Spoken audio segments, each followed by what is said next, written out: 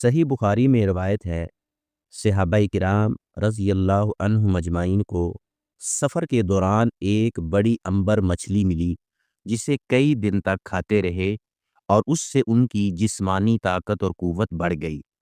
اس حدیث کا مفہوم یہ ہے، مچھلی غذائیت سے بھرپور اور جسم کو سہارا دینے والی غذا ہے۔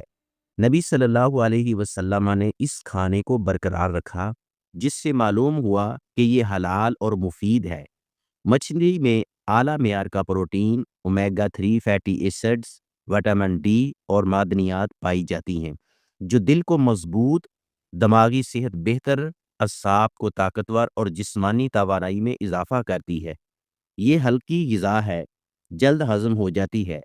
مچھلی کا گوشت دل کے امراض، دماغی کمزوری، ڈپریشن، جوڑوں کا درد، جسمانی کمزوری، آنکھوں کی کمزوری، سردی، نزلہ زکام، کھانسی کے امراض کے لیے بہت مفید ہے۔